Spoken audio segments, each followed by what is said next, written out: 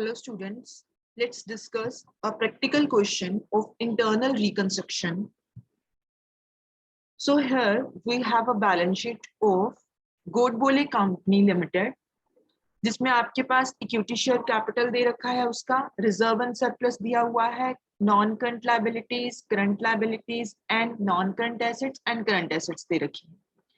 Additional information में they have provided on the above date, the company adopted following scheme of reconstruction.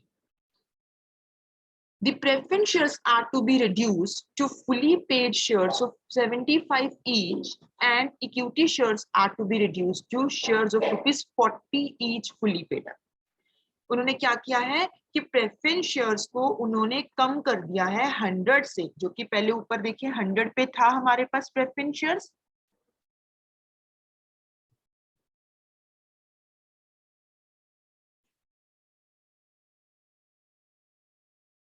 100 each का था preference shares, जिसको उन्होंने कम कर दिया है और ऐसे ही इक्विटी शेयर्स को भी कम किया है।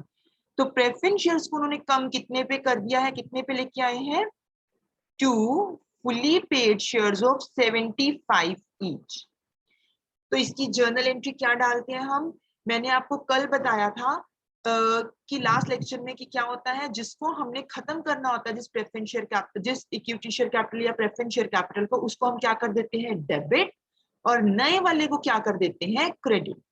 तो इसकी जर्नल एंट्री क्या हम पास करेंगे, 5% preference share capital account debited to 5% preference share capital account credited to capital reduction account.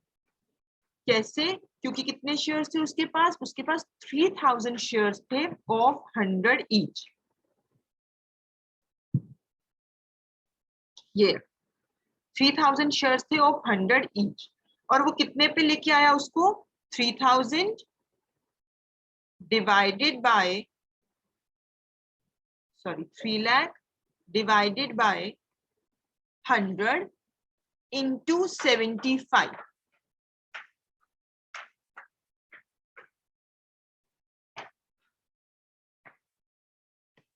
3 lakh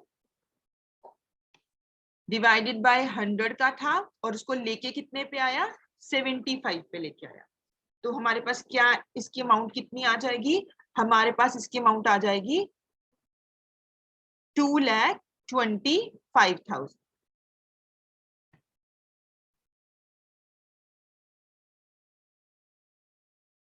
$2,25,000 और जो बैलेंस बचा वो किस में आ जाएगा, हमारे पास कैपिटल रिडक्शन। ये 75,000 जो है वो किस में आ जाएगा, कैपिटल रिडक्शन।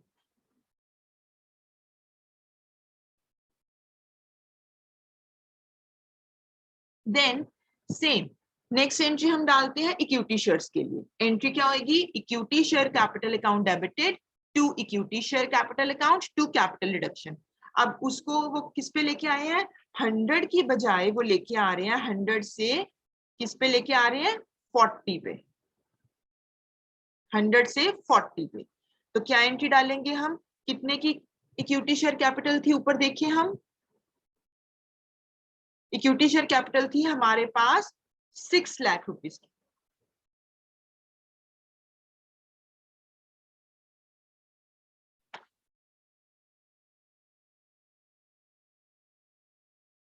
₹6,00,000 की थी, तो उसको हम लेके आए हैं 40 पे। तो एंट्री क्या, अमाउंट कैसे डालेंगे हम, 6 लाख डिवाइडेड बाय 100 इंटू 40।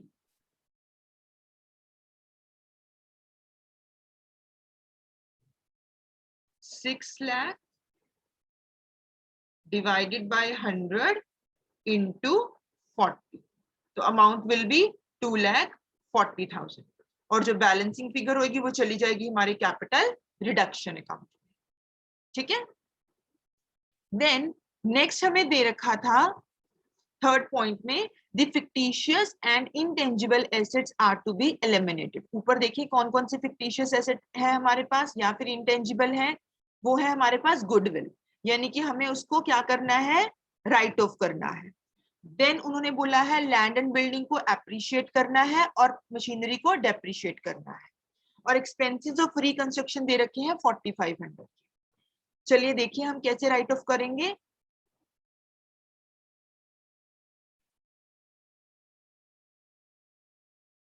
ये रहा, पहले उन्होंने बोला था कि लैंड एंड बिल्डिंग को अप्रिशिएट करना है। जब भी किसी एसेट को अप्रिशिएट करते हैं तो एसेट का बैलेंस हमेशा होता है डेबिट, इसलिए जब भी उसको अप्रिशिएट करोगे तो आप उसको क्या करोगे, और बढ़ रही है उसकी वैल्यू मींस उसको डेबिट करोगे। और क्रेडिट करने के लिए हमने अकाउंट कौन सा ओपन कर रखा है, capital reduction account.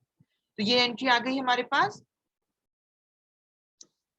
Land and building account debited to capital reduction account, ठीक है, 90,000 के साथ। कितने से बोला था उन्होंने, उन्होंने बोला था बाय 30%। तो ऊपर देखिए हम,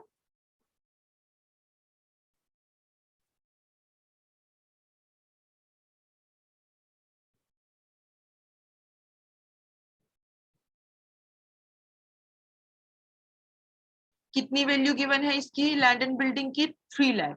3 लाख को 30% से करना है अप्रिशिएट, तो कितना आ जाएगा 3 लाख का 30%, 90,000। ये एंट्री आ गई हमारे पास, land and building account debited to capital reduction account. अभी मैंने आपको डिबेंचर वाली एंट्री ये नहीं करवाई है, ठीक है। आगे पढ़ते हैं।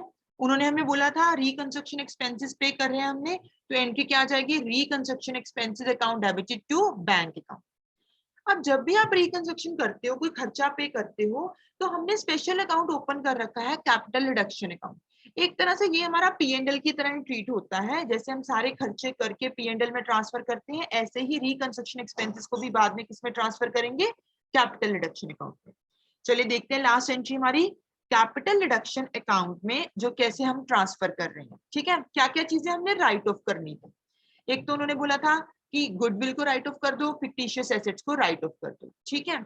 चलिए अब हमने देखा यहां पे आकर,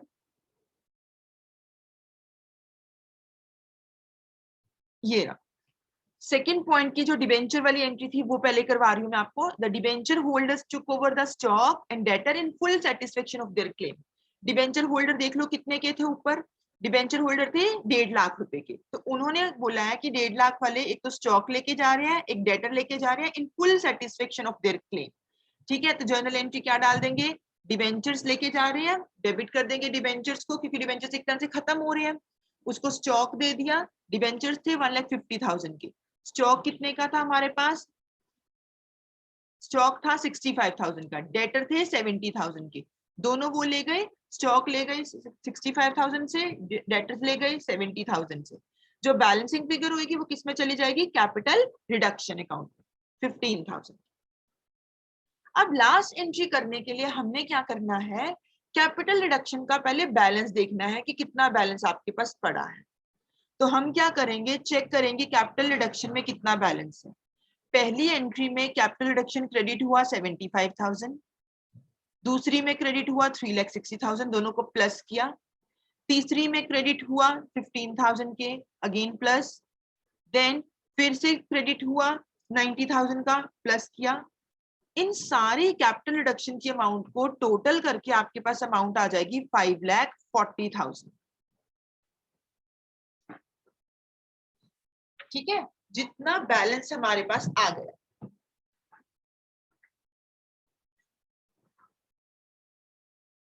$15,000, क्या क्या लिया हमने, 15,000 एंट्री वाला, 90,000 लिया, देन हमने 3,60,000 लिया, देन हमने 75,000 लिया।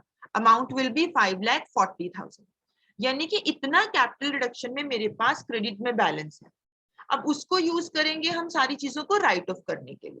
तो इतने से ही हमने क्या करना है, कैपिटल रिडक्शन को क्या कर देंगे, डेबिट कर देंगे, क्योंकि ये बैलेंस हमारे पास क्रेडिट में पड़ा था। अब इसको क्या कर देंगे हम, उतने से डेबिट। देन अब किस किस चीजों को राइट ऑफ करना था, एक हमने बोला था उन्होंने गुडविल को राइट ऑफ करिए क्योंकि इंटेंजिबल एसेट। दूसरा मैंने आपको कल बताया था कि हमेशा जो सरप्लस में बैलेंस पड़ा होता है हमारे पास, जो भी नेगेटिव बैलेंस होता है हम उसको राइट ऑफ करते हैं। तो चेक करें सरप्लस में कितना बैलेंस था हमारे पास, ये रहा, नेगेटिव बैलेंस पड़ा था सरप्लस में 3,60,000, इसको राइट ऑफ करेंगे। मशीनरी को डेप्रिशिएट करने के लिए बोला था जितनी वैल्यू से, उसको करा हमने डेप्रिशिएट टू मशीनरी डाल दिया। जो एक्सपेंसेस हमने करे थे, मैंने बोला था उसको एज अ P&L में जैसे ट्रांसफर करते हैं वैसे ही कैपिटल रिडक्शन में ट्रांसफर करेंगे, capital reduction to reconstruction expenses, उसको ट्रांसफर किया। अब जितना भी कैपिटल रिडक्शन में आपके पास बैलेंस बचेगा हम उसको लास्ट में ट्रांसफर किस में कर देते हैं, हमेशा कैपिटल रिजर्व में ट्रांसफर कर देते हैं। ठीक है, तो इस तरीके से हम इसकी जर्नल एंट्रीज को पास ऑन करते हैं। ठीक है, इसको एक बार ट्राई करिए, देन हम नेक्स्ट क्लास में इसकी बैलेंस शीट किस तरीके से बनाएंगे वो डिस्कस करें।